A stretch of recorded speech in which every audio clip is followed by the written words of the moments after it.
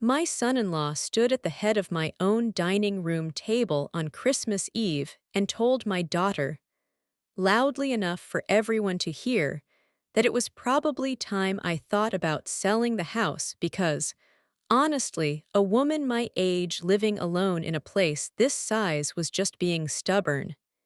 He smiled when he said it. That easy, comfortable smile of a man who believes he has already won. My daughter looked at her plate. My grandchildren kept eating. And I sat there at the table I had owned for 31 years and I thought, he does not know what is in the envelope I signed 3 days ago. He does not know yet. But he is going to find out at this very table before this night is over. Before we go any further, I want to ask you something.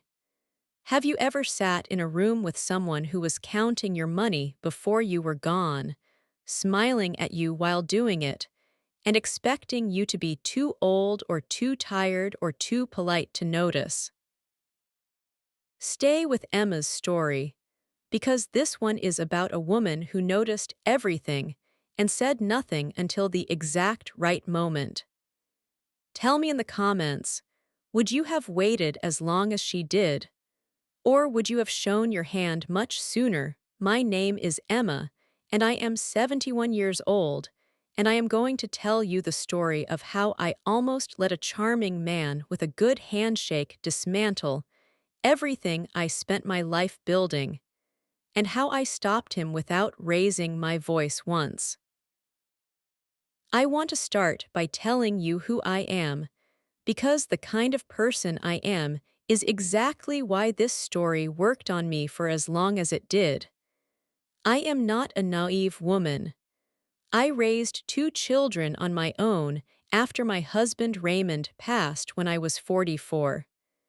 I ran a small bookkeeping business from my home office for 22 years. I managed a household, a mortgage, school fees, car repairs, medical bills, and every other unglamorous thing that life puts in front of a woman who does not have a partner to share the load with. I am organized. I am observant. I am patient in the way that people become patient when they have had to be for a long time. But I am also a mother. And being a mother means there is one specific kind of blindness that the most practical woman in the world can still be subject to. The blindness that comes from wanting your child to be happy. The blindness that makes you give things a chance they do not deserve, because the alternative is admitting that the person your child chose is not who you hoped they were. My daughter Claire is 43. She is warm and creative, and she has her father's laugh and his same tendency to trust people quickly, which is a beautiful quality and also a quality that has caused her pain more than once. She was married briefly in her early 30s, a marriage that ended without drama but also without the life she had imagined. And for several years after that she was on her own and she seemed okay. She seemed more than okay. But I could see the particular kind of loneliness she was carrying even when she was smiling. She met Garrett when she was 39. He was 45. He was tall and well-presented, and he had a way of walking into a room like he had already assessed it and found it acceptable. He was in property development, he said, though over time I noticed that description covered a range of activities that shifted depending on who was asking.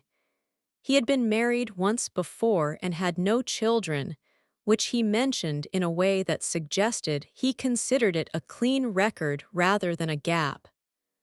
Claire brought him to meet me about 4 months into their relationship.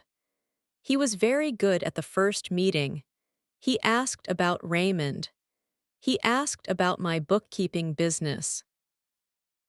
He complimented the house in a specific way, not just that it was nice but that it had character, that you could tell someone had really lived here, that the garden had clearly been tended with real care. I thought that was a thoughtful thing to say. I understand now that it was also a survey. He was noting what was here. He was making a mental inventory, but at the time I thought he was simply a man who paid attention. My son David did not like Garrett from the beginning. David is my younger child, 40 years old, straightforward in the way that younger siblings sometimes are, without the people-pleasing that firstborns often carry. He told me after that first dinner that something felt off. He could not name it exactly. He said Garrett had a way of steering conversations toward assets, toward what things were worth, toward what Claire might inherit. He said it was subtle, and he said maybe he was wrong, but it sat wrong. I told David he was being protective. I told him to give Garrett a fair chance. I said Claire seemed genuinely happy, and that was what mattered. David nodded and said, "Okay, Mum," and I could see on his face that he was filing his concern away rather than releasing it. I wish I had listened harder, but I did not. And that is the part I carry. Claire and Garrett got engaged 14 months after. They met. The ring was large. The announcement dinner was at a restaurant I could not afford as a regular habit. Garrett gave a toast in which he said he was the luckiest man alive and that Claire had given him the family he had always wanted. And he looked at me when he said family and smiled, and I smiled back, and I thought this man loves my daughter. I thought maybe David was wrong. I thought maybe this was going to be the good chapter for Claire. The wedding was the following spring. It was beautiful in the way that expensive things are beautiful when someone else is paying attention to the details. Claire was radiant. Garrett was charming throughout and said all the right things to all the right people. My grandchildren from Claire's friendship group adored him. The photographs were lovely. The shift started within 6 months of the wedding. It was not a dramatic shift. It never is with people like Garrett. It was a series of small repositionings, the kind that are so incremental that each one looks like nothing, and you only see the distance traveled when you look back from far enough away. The first thing I noticed was that Claire called less. We had spoken on the phone at least 3 times a week for as long as she had been an adult. After the wedding, the calls became once a week, and then sometimes less. When I mentioned it gently, she said she had just been busy, that settling into married life took adjustment, that she would do better. And she would, for a week or 2, and then the pattern would reassert itself. I told myself this was normal. I told myself married life changes rhythms. I believed that mostly. The second thing I noticed was how Claire spoke about her time when she did call. She used the word "we" in a way that had changed texture. When she said "we decided," or "we think it had a particular quality," like the "we" was slightly larger than she was inside it. Like she was reporting a conclusion rather than sharing a thought she had contributed to equally. I noticed this, but I could not find clean language for it, so I held it quietly. The third thing was Garrett's behavior at family gatherings, specifically the way he referenced the house. My house is not a grand property.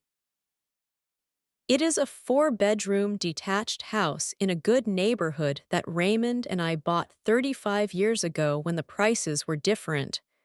We paid it off completely. When Raymond died, the house passed entirely to me without complication, and over the years it had appreciated considerably simply by virtue of being in the neighborhood it was in and being well maintained. I had never thought of it primarily as an asset. I thought of it as home. I thought of it as the kitchen where I taught Claire and David to cook, and the garden where Raymond built a wooden bench that is still there, and the room at the end of the hall where I keep his books. Garrett thought of it as a number. He began mentioning the number in small ways. He would reference the market in our neighborhood. He would mention what houses on nearby streets had sold for. He would say things like, "You are sitting on something really significant here, Emma," in a tone that was meant to sound like a compliment but felt like an assessment. He asked me once if I had ever had a proper valuation done, just out of curiosity, just to know where things stood. I said I had a general sense of the value and left it there. He did not leave it there, though. He returned to the subject at different angles over the following months. He brought it up when discussing retirement. He brought it up when Claire mentioned a trip she wanted to take and said something about how with Mum's equity there are really a lot of options. I noticed the phrase "with Mum's equity." I noticed it very carefully. I started paying attention to the full picture the way I used to pay attention to account books, looking for where the numbers were going, looking for what the pattern revealed. The pattern revealed that Garrett had a business that was not doing as well as he presented. I did not know this from him. I knew it from a small thing. He had mentioned the name of his development company casually at a family dinner, and I had written it down afterward out of habit and curiosity. I looked it up. I found public records, because business filings are public records, and I had spent 22 years reading them professionally. The company had a judgment against it from 18 months ago. Not enormous, but real. And there was a second filing I found, a winding up notice from a previous company of his, same director, different name, from 4 years before he met Claire. Garrett had a pattern with businesses. He built them up to a presentable point, and then they ran into trouble and he moved on to the next structure. I did not tell Claire this immediately. I want to be honest about why. It was partly because I was still gathering.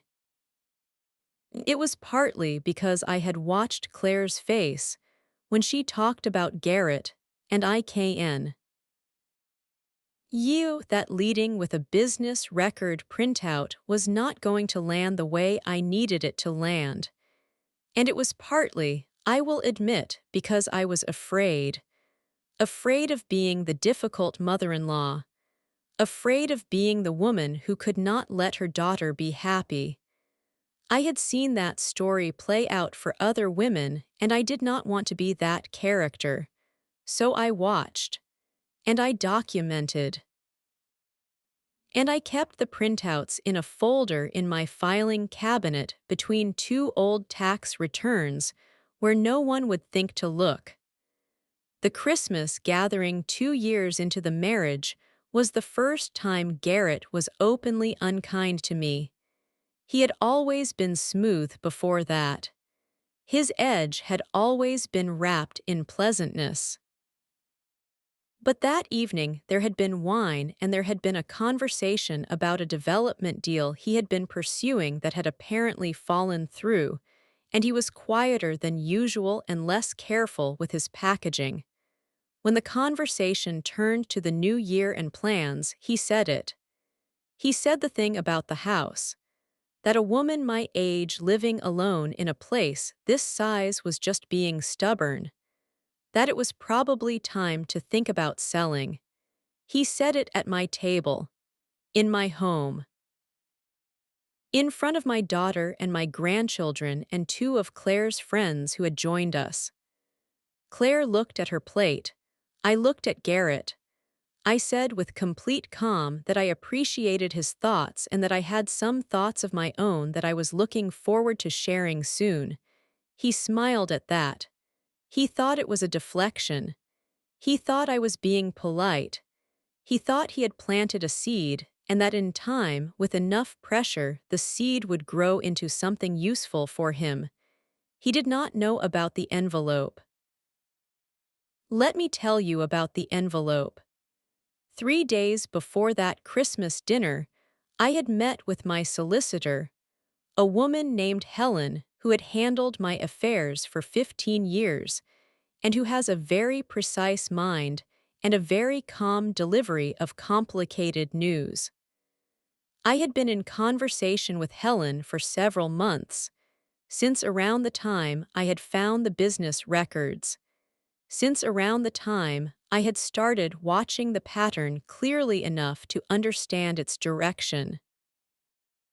I had made changes to my estate documents. I had also done something more specific. I had restructured the property. My house was now held in a discretionary trust with Helen's firm as the professional trustee. The beneficiaries of the trust were named, and the conditions under which the property could be accessed or sold were specified in detail. Claire was a beneficiary. David was a beneficiary. My grandchildren, should Claire have them, were considered. Garrett was not a trustee, not a beneficiary, and had no role, right, or access in any configuration of the document. The trust also contained a clause that Helen and I had discussed carefully. If the principal beneficiary, meaning Claire, were to predecease me, or if the marriage were to end, the conditions of distribution adjusted in specific ways that protected the asset from passing through a marital estate. Helen had been careful and thorough. The structure was clean. I had also updated my will separately, with similar clarity. The envelope I had brought to the Christmas dinner contained a short letter, not the full legal documents. Just a letter, in plain language, that explained that I had put proper arrangements in place for the house and my estate, that everyone who needed to know had been informed through proper legal channels, and that I wanted the family to know that everything was taken care of so that no one needed to worry about it or discuss it further at family gatherings. I had written that last part specifically for Garrett. No one needed to worry about it or discuss it further at family gatherings. I wanted him to understand, without drama, that the topic was closed. I put it on the table after dinner when the plates had been cleared. I said I had something I wanted to share with everyone and that I thought the end of the year was a good time to share it. I said I had been thoughtful about my affairs and had put proper things in place, and I wanted the people I loved to know they did not need to carry any worry about it. Garrett looked at the envelope with the expression of a man who expected good news. I watched his face as Claire read the letter aloud. I watched the smile begin its journey toward something else. It did not disappear immediately. Faces like Garrett's are trained to not reveal too fast, but it shifted. Something behind his eyes recalculated. The easy confidence, the smile of a man who had already counted the winnings, did a small and specific thing. It tightened. And then it went very still. He said nothing that night. He was too controlled for that. He said, "Congratulations, Emma. It sounds like you have been very organized," and he smiled again, but this time the smile was a different size. It was the smile of a man who had just found out the door he had been planning to walk through had already been locked from the inside. I said, "Thank you, Garrett." And I picked up my wine glass and I finished my wine and I talked to Claire's friends about their New Year plans. I slept very well that night. Now I need to tell you what happened after because the envelope was not the end. It was the beginning of the part where I learned who everyone actually was. Garrett called me 3 days after Christmas. He used a very pleasant voice. He said he had been thinking about what I had shared and that he just wanted to make sure I had good advice, that trust structures could sometimes be quite rigid, and that there were other ways to approach estate planning that gave more flexibility. He said he knew a good financial advisor who had helped several of his clients. He said he just wanted to make sure I was not limiting my options. I said thank you, Garrett. I said Helen had been my solicitor for 15 years and I had complete confidence in her advice. I said I did not need a referral. He paused. He said of course, just wanted to offer. I said I appreciated it. He called again 4 days later with a different angle. He asked if we could have lunch, just the two of us, because he felt like we had not really had a chance to talk properly since the wedding and he wanted to build a stronger relationship. He said family mattered to him enormously. He said he hoped we could be close. I said that sounded lovely and that I was quite busy in January but that I would check my diary. I did not check my diary. He tried a third approach through Claire. Claire called me in the second week of January, and she was not entirely comfortable in the call. I could hear it in her voice, a slight tension that told me she had been asked to make this call rather than fully choosing to make it. She said Garrett had mentioned that maybe the trust structure was something we should all sit down and talk about together as a family, that he wanted to understand it better, that he felt a little left out of a big decision that affected all of them. I listened to my daughter say these words, and I felt a very specific kind of sadness. Not anger at Claire. I want to be clear about that. Claire was not a villain in this story. Claire was a woman who had married a man who was very skilled at repositioning his self-interest as shared concern, and she was inside that dynamic in a way that made it very hard to see the mechanism clearly. I said to Claire, calmly and warmly, that I understood Garrett was curious, but that my estate arrangements were private, that I had shared what was appropriate at Christmas, and that there was nothing further to discuss as a group. I said I loved her.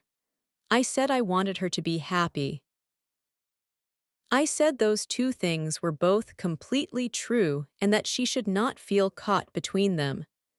Claire was quiet for a moment. Then she said, "Okay, Mum, I love you too." I sat with that call for a long time after it ended, and I made a decision. I decided it was time to tell David. David came to the house on a Saturday and I made tea and I told him everything from the beginning. I told him about the business records. I told him about the pattern I had watched over 2 years. I told him about the Christmas dinner comment. I told him about the envelope and the trust and about the 3 approaches Garrett had made since then. I told him about Claire's call. David listened without interrupting, which is not his natural tendency, so I knew he was listening hard. When I finished, he was quiet for a moment. Then he said I should have come to you sooner. I said yes. He said, "Why didn't you?" I said because I was afraid of being the difficult mother. He looked at me for a long moment, and then he said, "Mum, being the difficult mother is just being right before everyone else catches up." I have thought about that sentence many times since then. David asked me if I knew the full extent of Garrett's financial position. I said I knew what public records had told me, and I had suspicions but not a full picture. He said he knew someone, a friend from his professional network who did financial due diligence work. He said he could ask quietly if his friend would run a proper background assessment, not anything intrusive, just a thorough look at what was visible and documented. I said yes. What came back 3 weeks later was more complete than what I had found on my own, and more concerning. Garrett had 3 previous business structures, not 2. The third was older, from before he had moved to our city, and it had ended in a creditor dispute that had been settled privately. There was also a county court judgment against him personally, not just the company, from 2 years before he met Claire. And there was something else.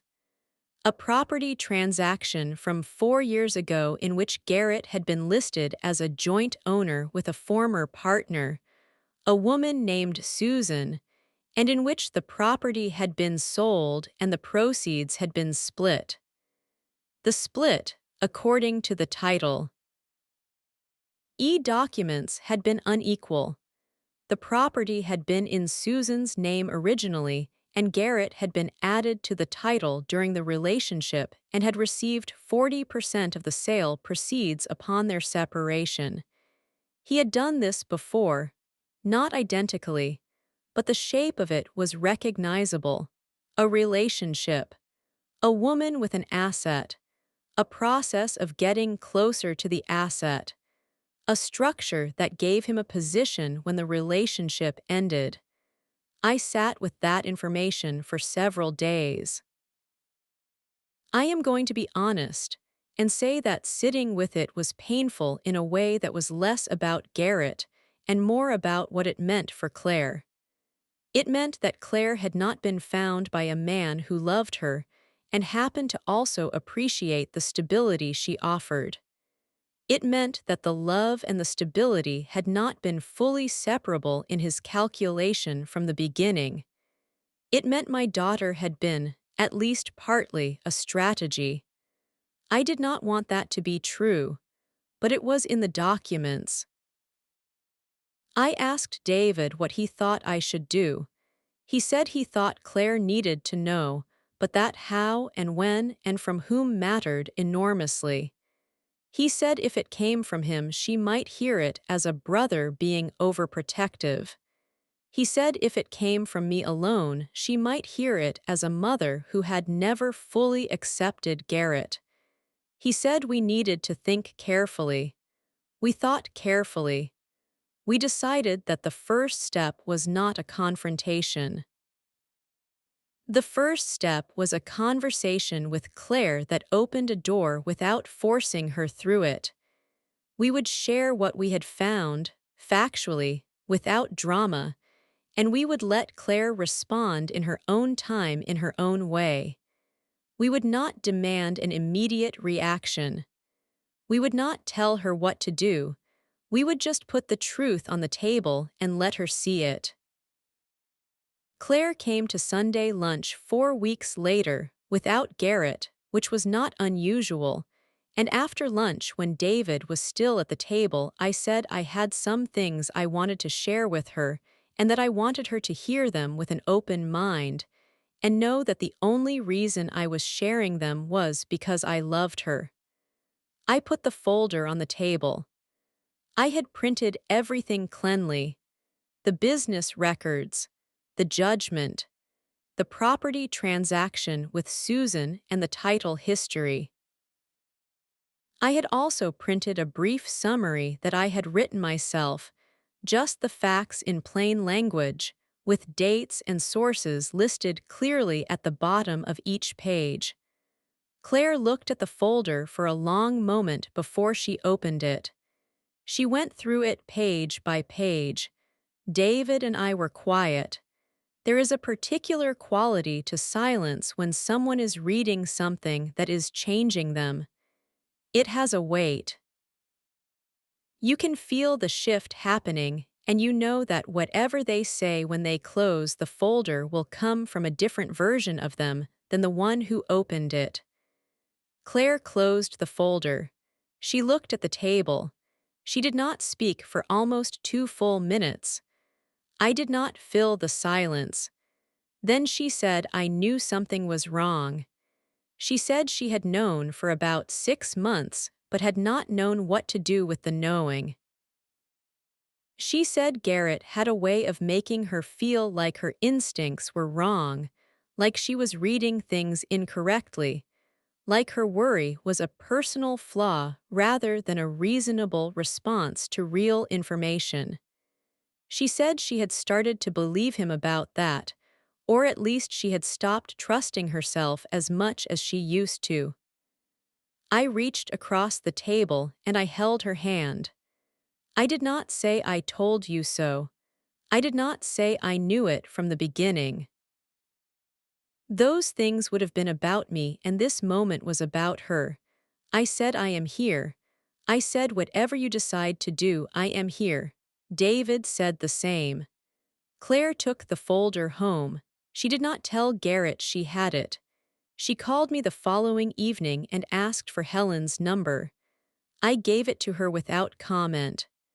What happened over the following 3 months I will not detail fully out of respect for the parts that belonged to Claire and were hers to handle privately. But I will tell you the shape of it. Claire consulted a solicitor. She had her own financial assessment done.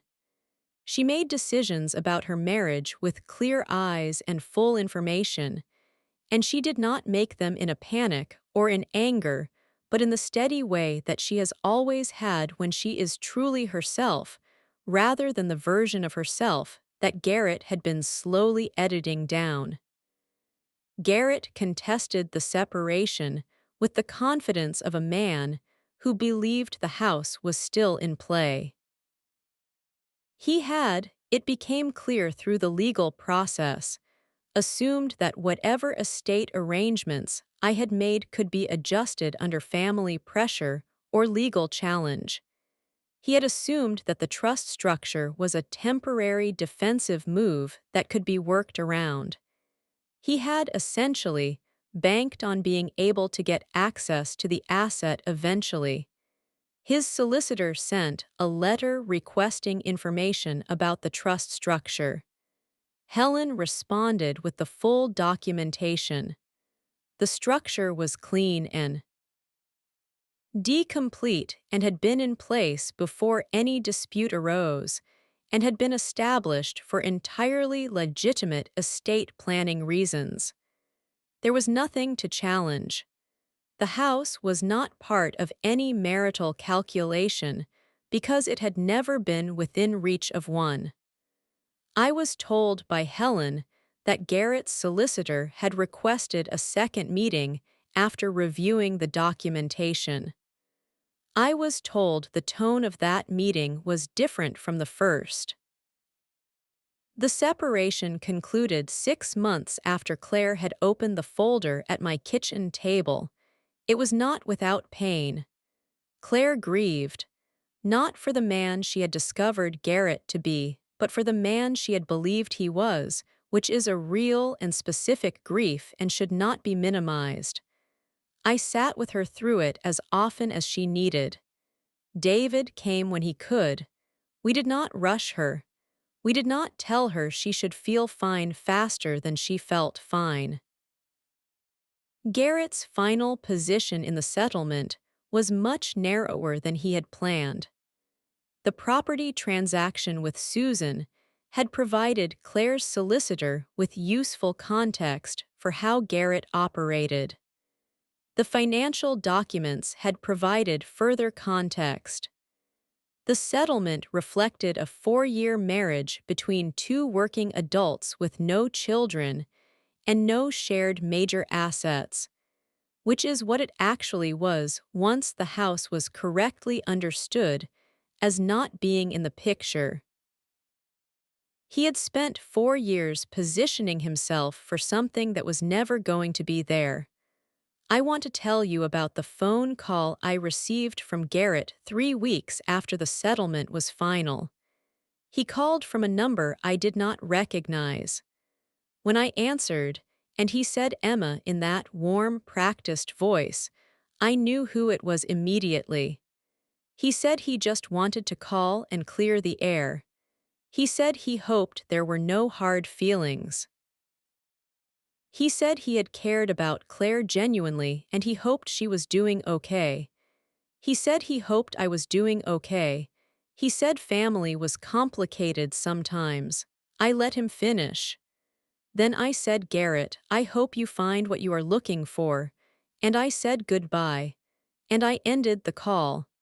I have not heard from him since. I want to tell you what happened to the people in this story after, because the after matters as much as the during. Claire is doing something I am so proud of that I find it difficult to describe without my voice changing. She started a small business.